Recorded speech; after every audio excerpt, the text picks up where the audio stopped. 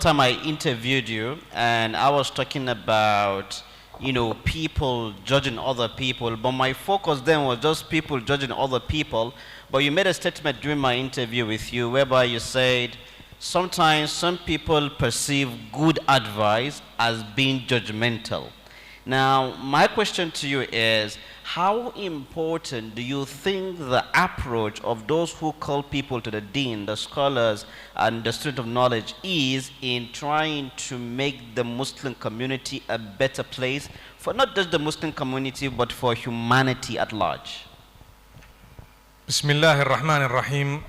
I think the issue of advice and confusing it with being judgmental is something we need to address first, where it's unfair for someone who's involved in something wrong and is being told by someone, my sister, don't do this, my brother, don't do this, it's not good for you, or it is sinful, and they say as a comeback statement, don't judge me.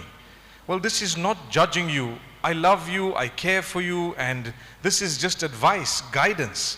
Because if that was judging, then everything the deen has come with would be considered judging people, and that's not the case. The judgment shall happen later. But if someone says you are in heaven and you are in hell, that is a judgment, you see. So if someone says, sister, you have no chance, you are going to hell. Why? Because of ABC. That is something wrong. You shouldn't say that to people. It's a judgmental statement. But to advise, we must all accept advice, because the Prophet ﷺ has told us and taught us this whole deen is full of genuine, sincere feeling for one another that leads you to advise one another. And that's why if you see something bad and evil, it's your duty at least to speak up.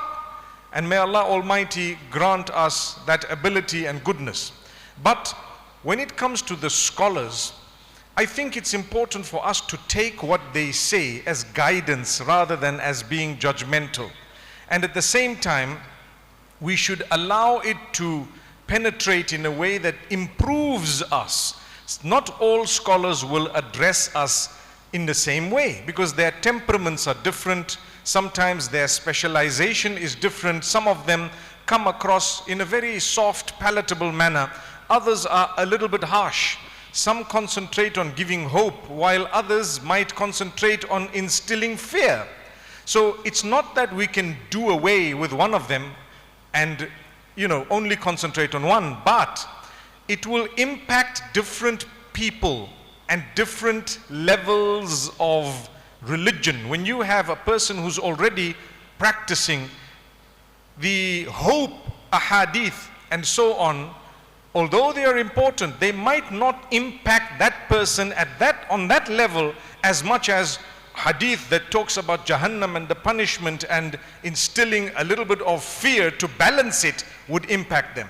But when you have a person who's far away, not really keen, not really interested, in today's modern society, what I have found more beneficial is to give them a little bit of hope first, to let them feel the identity. And that's why I would say that not just for the scholars, but for all of us, when we see someone do something wrong, or we want to advise people, put yourself in their shoes for a moment and encourage them to come closer.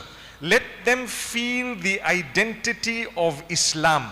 Don't throw them out of the fold. Because when you throw someone out of the fold of Islam, or you are so harsh that they actually feel, well, what's the point? I'm already going to hellfire because of the two sins I'm committing. I'd rather just do everything else anyway. So in order to prevent and protect our children and members of the ummah from this type of loss of hope, I think it's important for us to put ourselves in their shoes for a moment. Who are you talking to? What is their level? How should they be addressed? What are their challenges? Do you know what they've been through in life? Have you taken a moment to check or to see? Do you know the challenges of the area they're living in, and so on? And then we speak, and then inshallah they will take it as advice and not a judgment. Wallahu a'lam.